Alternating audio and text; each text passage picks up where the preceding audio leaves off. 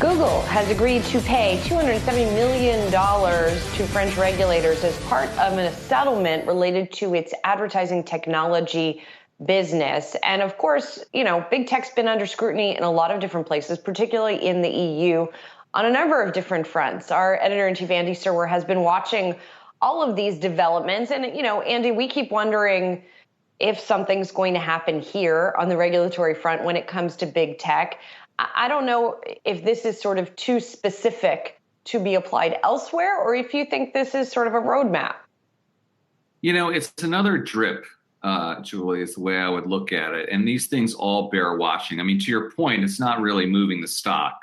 And that's not surprising for two reasons. One, the amount of money here at stake is small for Google. A $270 million fine, to put that in perspective, revenue last quarter was $55 billion. So that's less than 0.5% of a quarter's revenue.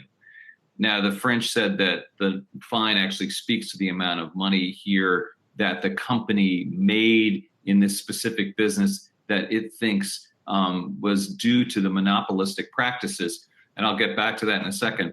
So that's the first reason. It's not a lot of money. And second of all, it's just in one country. It's not even pertaining to the entire EU. But it is part of a growing list, if you will, of actions taken by not only foreign countries, but also states that, are problematic for Google in sum total. Andy, I think it might be the kind of cynical journalism way to play this, that Google wants to just pay this money because it is a better outcome, an easier outcome, as you outlined, for the company than dealing with any kind of regulation. And I do wonder, from the regulators' point of view, many of them part of elected administrations and certainly have an agenda and want to have accomplishments to say, we fined company X for this. I do wonder if all these companies, they all say, I invite regulation. They're saying, I invite fines, because fines are short term. Fines will come and go. Fines won't harm our business. But the kind of regulation that investors are worried about, but obviously are not really pricing in, is the stuff that takes 5, 10, 15 years to go through and overhauls the business. It seems like we're very far away from that sort of event for these companies. Yeah, I don't disagree, Myles. It's not really a fair fight, I think, is the point that you're making. And I agree with that. These companies are always steps ahead of regulators. In fact, that's a classic way, a lens to look at this type of interplay between regulators and particularly big tech companies. And by the time the regulators get there, it's already a rear view mirror sort of problem. I mean, the French here, for instance, just in this case, have been working on this for 3 years.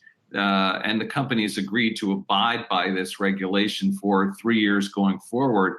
And they're going to be working, every single second of every single day, they being Google, of course, at ways of mitigating the negative effects of this remedy. And the remedy is not so onerous anyway. It's just opening up their internal tools a little bit to competitors in terms of their ad platform. It's kind of complicated stuff. It's the old DoubleClick business that they bought years ago. And basically, they're competing with their customers internally.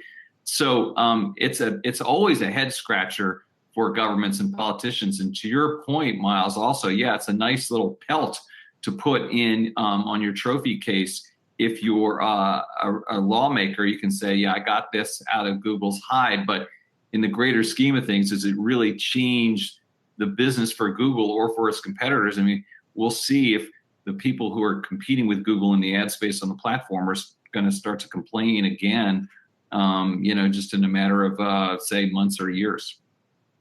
And Andy, on a somewhat related note, here in the U.S., Axios reporting this morning that a conservative advocacy group is sending letters to Republican lawmakers telling them not to accept money from big tech, not to accept donations from big tech.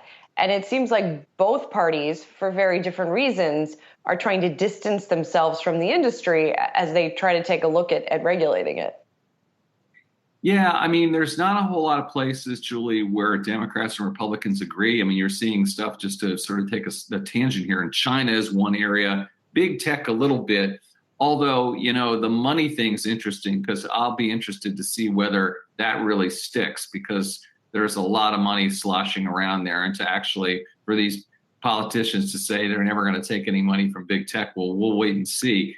They all say big tech is, bad, et cetera, and we should do something about it. But because they disagree for different reasons, or because they don't like tech for different reasons, it's going to be very hard for them to regulate. I mean, we talked about this before. Conservatives say that, Facebook and Google oppress conservative voices, whereas liberals say they interfere with elections and those sorts of issues. So they're not on the same page there. They both think they're bad, but not for the same reasons. And that's going to make regulating these companies very difficult.